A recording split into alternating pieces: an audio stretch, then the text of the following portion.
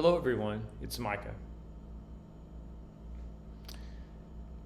I don't even know what to say. I'm not rehearsed. I don't have anything prepared. This is just me leaping into the great unknown. Some of you, a very, very few of you may know me from my YouTube channel, my other YouTube channel, I should say, Micah 1814 Make Music Better, where I've done mostly music reactions. And now I'm embarking on a new project. While that one is paused, I may come back to that, but that's TBD. What I'm doing now is more for my benefit than for anyone out there. So if you think this is boring, good. If you think this is irrelevant to you, well, that's not good, but it's also not inconsistent, because I'm documenting these things for myself, and to the extent that they can benefit anyone else out there. And as I get more experience, hopefully it'll get some momentum, and will end up helping other people. You can very much tell that this is not rehearsed in any way. What I wanted to do tonight was just get something out there into the universe, to get new agey with it.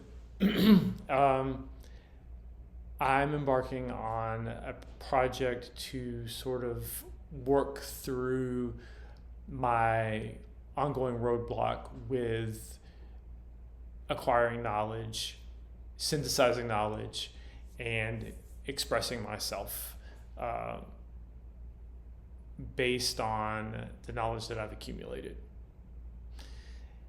So for me, my goal is to record daily sessions of myself talking about the things, holding myself accountable for getting new information,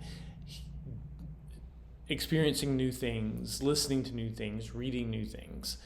And regardless of whatever else I have going on in life, to just keep going, keep at it, and keep documenting what I'm doing. My greatest fear is that I'll continue to arrange things in my head and in files on my computer and everywhere else in my life, so that I can get to a point where I finally make some grand connection that I'm going to put into a book, or put into a podcast, or put into a blog post or series of blog posts that will finally illuminate all of humankind, to become some great polymath in the tradition of Da Vinci and Michelangelo. And that's not going to happen. That 99 point, however many more nines you want to add behind that decimal point, not going to happen. But what I can do is put the stuff out here now in real time as I'm putting it together, and hopefully it'll fall together on its own, or hopefully I can use these as building blocks for actually assembling something that's unique to me and my perspective. So this is really just my opening video to document that, and my goal here again is to post every single day, to hold myself accountable, and to share what I've learned, what I've experienced, and what my, maybe even to go on to what my next steps are. So today was day one for me. I made this commitment on yesterday, and as part of that commitment, I'm challenging myself to have audio-based stimulation enrichment going on while I'm taking care of my daily tasks during the day, to help me, multitask to a certain extent, or to help me get a leg up, because part of the problem is that there never seems to be enough time to do these things. And then at night,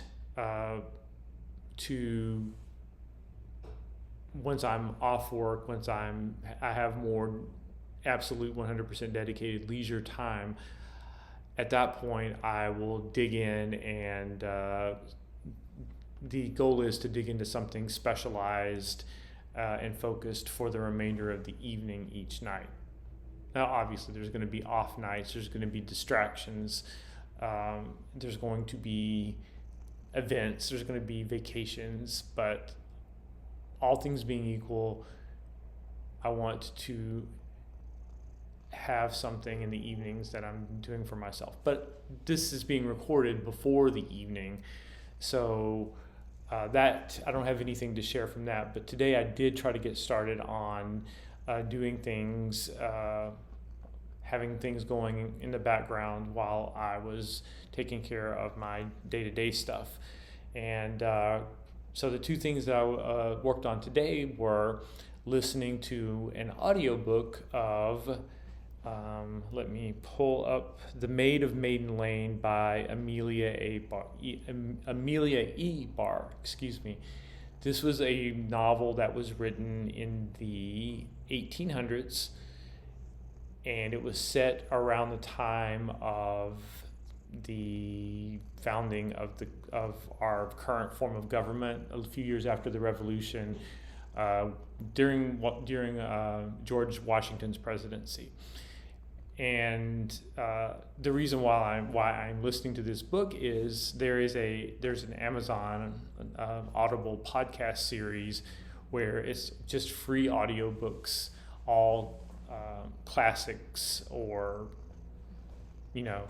depending on your definition of the word classics, but I think that's what the goal is, to transcribe, or I guess transcribe is not the right word for an audiobook, but to have free podcastable versions of these books for free. And since I'm too cheap to go out and buy every single audiobook or audiobook subscription plan, I decided this would be a great place for me to start. And so I've started from the very beginning. There's like thousands of these podcasts, so I'm never going to get caught up ever in life. But I just figure, maybe I'll skip around at some point. But since I don't really have a direction right now, I just thought I'd start at the beginning. And so this is actually the second podcast in the series. The first one was a stage adaptation of Lewis Carroll's Alice in Wonderland, or actually Alice Through the Looking Glass, and the other books besides Alice in Wonderland, as a matter of fact. And I thought that was kind of an odd, it was definitely an odd translation to an audiobook, because it was a play to start with, and having the stage directions kind of read out while it's being basically performed anyway, it was odd. And the way that Lewis Carroll is odd to start with, and this play makes it, made it even odder, and the readings in the audiobook made it even odder still. But I did that a few weeks ago, and now I've been listening to this book, The Maid of Maiden Lane, and it's interesting. It's not something I ever would have discovered on my own. I'm glad that it's sort of an off the beaten path kind of title. I know that Amelia E. Barr, from what little I've read up on her, is that she was actually a fairly notable woman writer, and at that point in history, it was very noteworthy for women to be authors. So she definitely brings a female sensibility to the story. It's a sort of a mix of a love story and a historical, political, I was about to say dissertation, but not quite so much. There's not really a perspective being pushed that I can tell here, because the different characters have different political affiliations, but they're debating quite vigorously, and not just as background noise. The love story completely gets put on hold while people talk about politics, and it's really illuminating to hear people with dissenting opinions about things that were happening 200 and something years ago. And on top of that, this was already a historical romance when it was written, but it was only maybe about 70 years later at that point, whereas now it's been well over 200 years, more like 250 years. And we sometimes forget that in that the same debates we're having today politically and about society and about social status and social issues, people have been having these conversations in much the same way for many, many years. And although, you have to have some sort of skepticism whether Miss Barr was accurately portraying how people debated about the politics at that time, because even she came several years later with this. But even still, she's now a historical figure herself from the 1800s. So the way she conceived of people even earlier talking about these things is a historical revelation in and of itself. So the love story is pretty cut and dried and standard, and I was a little bit it was a little obvious to me. I was almost face palming when the big plot twist happened. It just so happened that the protagonist, who's has a really easy choice between two suitors, one guy who's been courting her for years but she doesn't really care for, and one guy who's really exciting that she just met, where they experienced love at first sight. She ends up getting a proposal, essentially a proposal, from each of them at exactly the same time. What are the odds? But of course, the author tries to excuse that by saying that's just kind of how love is. These things tend to converge like this, but it's really just a plot device for her to mix up the two letters that she writes in response. So the affirmative letter goes to the guy she's not interested in, and then the rejection letter goes to the guy she is interested in, which causes massive confusion and heartbreak. And I've still got about 2 hours left in the book to figure out how they untangle it, if at all. But since it's a romance, I'm going to assume that it does work out for the best. But it has been an illuminating novel to read, just from the politics that are being discussed. And I've not read a whole bunch of romance novels in my life, and I don't really know how well developed the genre was at this time in history. But that's the reason why I'm kind of just diving in head first with all of these things, these new things that I'm experiencing. The second part of my day was about listening to music, and I really want to kind of do a deep dive each day, or at least a medium dive, into different pop music artists and or periods. Like if I can find playlists that are specific to certain years, maybe I'll do a year's playlist at some point. I don't know what he's doing, but right now I'm taking more of an artist-centered approach. And today I listened to the biggest portion of Billie Eilish's catalog, and I'd heard most everything that I listened to today I've heard before, but not a lot, not so much. I'm fairly familiar, but not super familiar with Billie Eilish's albums. Of course, I know the bigger hits, and have become a little obsessed with a couple of the singles that were that have been released over the past couple of years. But in terms of her whole discography, I haven't been as familiar with. And I'm considering adopting Billie as my new favorite artist, because I do think she's massively talented, and she kind of fits into what I like, which is basically softer female vocalists. And by softer, I mean female vocalists who aren't belting all the time, who aren't out to prove what wonderful singers they are all the time, which is kind of an uncharitable way of looking at it, because artists sing how they sing, but sometimes it does seem like there is a how should I put it? There is a race to the top. Like, in order to get noticed, I think a lot of vocalists tend to showboat, and it could be just the way that the pop culture landscape is.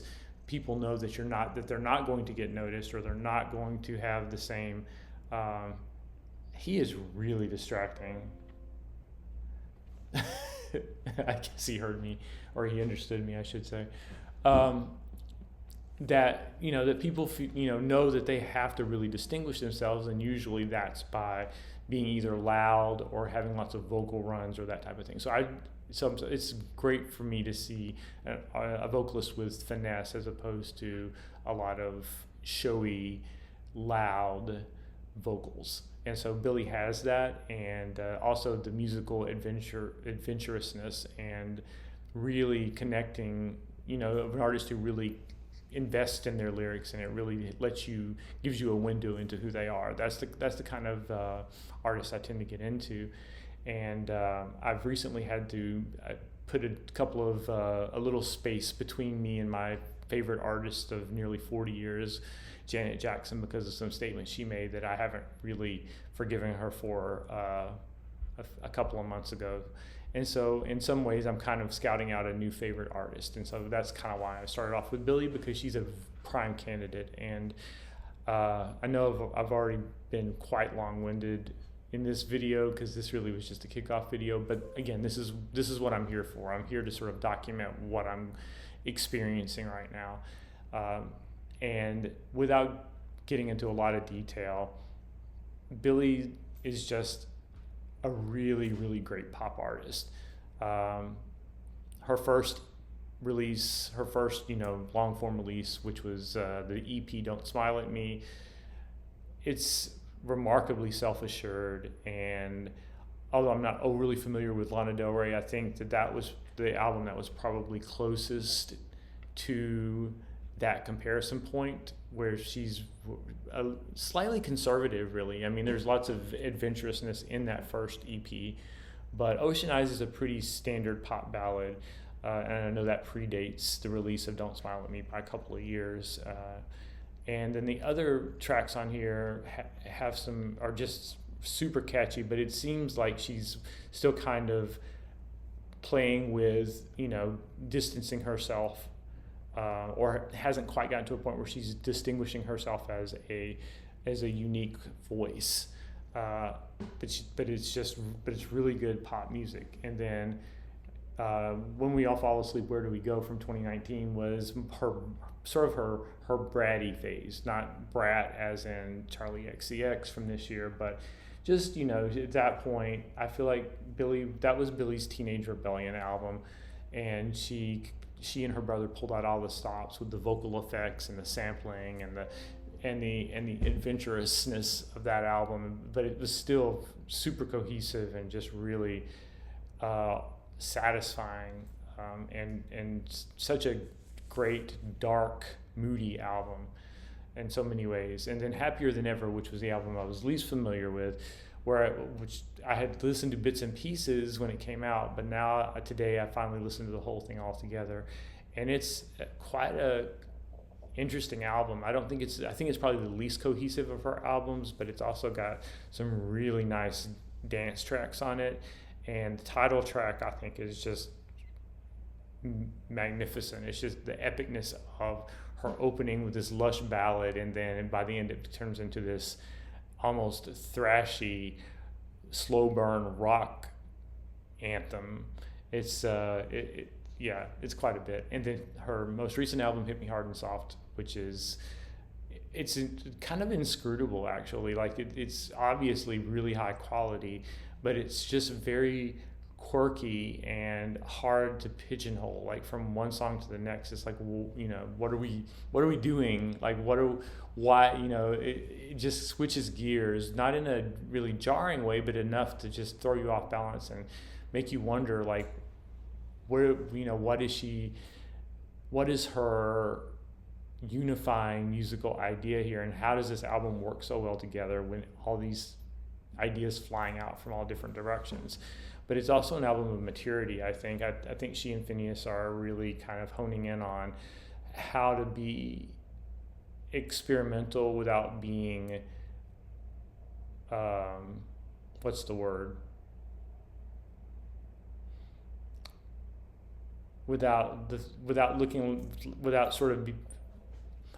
fiddling with the knobs, so to speak, without making it look like they're just kind of poking and prodding in the studio to see how they can get a reaction out of people. it's a lot more refined at this point. It's a lot more subtle, especially in comparison to her 2019 album, which was where the effects all worked really, really well, but some of them were a little gratuitous. They still worked because I think they weren't covering up the fact that they were being gratuitous with them, like the crowd reaction noises and I Wish You Were Gay. That song could have worked without those sound effects, and I think that they served a purpose in the song, and they added to the quirkiness of it, but it was also kind of self-conscious quirkiness. I read a quote from Billie related to Happier Than Ever, where she felt like she was becoming a parody of herself, and I understood exactly what she was saying. I don't agree with that, but she put herself out there as such this gothy, alternative-y teen because the theme of that album was basically her night terrors. And so, that was one of the main motifs of the album, or like inspiration point for the album. And so she had kind of, between that and the degree of experimentation that they embarked upon with that album, I could understand how she would feel like maybe she was a bit of a caricature of herself. But it's just a fascinating musical journey, and to think this young lady is 22 years old and has 4 really, really strong albums under her belt. I know the first one is supposed to be an EP, but whatever. I don't think there's a meaningful difference a lot of times between EPs, mixtapes, and LPs anymore.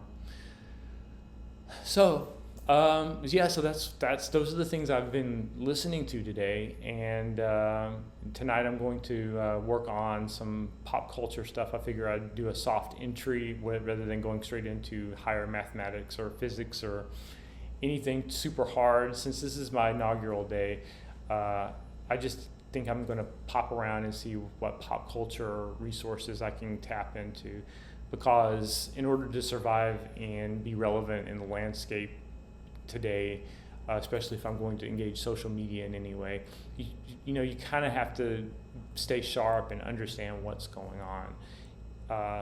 And I've always been kind of a pop culture person.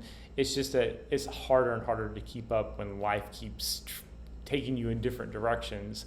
So I just don't have that opportunity anymore, and I do want to be part of that conversation, because I think pop culture is much more important than a lot of times people want to give it credit for, because it is the currency of people's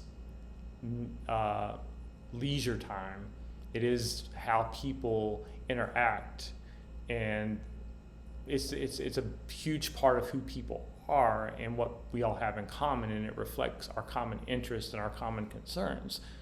I think the people that we idolize, the people that we follow on social media or through the news or through various entertainment and media sources, the people that we follow in those ways are a reflection of what our interests are.